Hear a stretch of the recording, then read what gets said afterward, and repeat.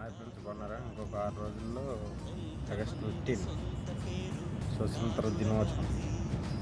అబ్బాయి ఇప్పుడు ఎక్కడ లేని దేశభక్తి అంతా పొంగుకొచ్చేది మనం. ఎక్కడంటే ఎలాగంటే ఎక్కడా లేని దేశభక్తి అంతా ఇప్పుడు మన ఇండియాలోనే ఉంటుంది. వందే మాతరం, వందే మాతరం, వందే మాతరం తెగపాడేస్తారు. అసలు గొప్ప విషయం ఏంటంటే ఫ్రెండ్స్, ఇప్పటి వరకునేమో వీధి చివరన గాంధీ విగ్రహాలు కానీ, గాంధీ విగ్రహాన్ని కాదు, స్వాతంత్రం కోసం పోరాడిన ఏ యోధుడిదైన విగ్రహాలు అలాగా ఉంటాయి.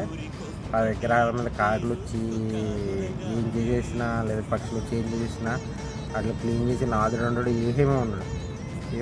ఇప్పుడు ఆగస్టు 14 ఆగస్టు 14 మొదలెడతారు. కన్నడలో, తొడలో రంగులేయడాలు అబ్బా అన్నీ ఒక రకంగా చేసేస్తారు. ఎక్కడ లేని తీసుకుంటే పొంగొచ్చేస్తుంది.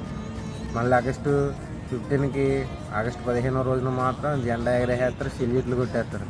ఆగస్టు 16, 17 ఎట్టుకెళ్ళిన బ్యాచ్లు రోడ్డు మీద పడిపోయినా కానీ తొక్కి వెళ్ళిపోతారు. మన జనాల్లో లేని ఎంత స్వతంత్రం పెరిగిపోద్దంటే, ఎంత దేశభక్తి పెరుగుతుందంటే జనానికి వైనం తైనం లేదు, అంతలా పెరిగిపోద్ది. దేశభక్తి అంటే దేశభక్తి, ఓకేనా? కానీ ఇప్పుడు మాత్రం చేద్దాను ఫ్రెండ్స్, ఏ విగ్రహం అయినా ఏదైనా కానీ క్లీన్ చేయలేనప్పుడు ఆ ఒక్క రోజునే ఎందుకు దేశభక్తి? ఎందుకంటే దేశం ప్రేమించొద్దని నేను అంటలా, ప్రేమించవచ్చు. తప్పుడు లేనిది ఆ రోజున ఎందుకు పొంగొచ్చేస్తుంది మనకి? ఆ రోజునే పొంగుకొచ్చేస్తుంది దేశభక్తి.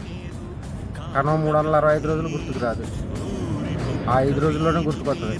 365 రోజులు కూడా ఎవడో కూడా పట్టించుకోడు. అది మన దేశంలో ఉన్న దేశభక్తి, ఓకేనా ఫ్రెండ్స్? ఏమన్నా తప్పుగా మాట్లాడితే క్షమించండి.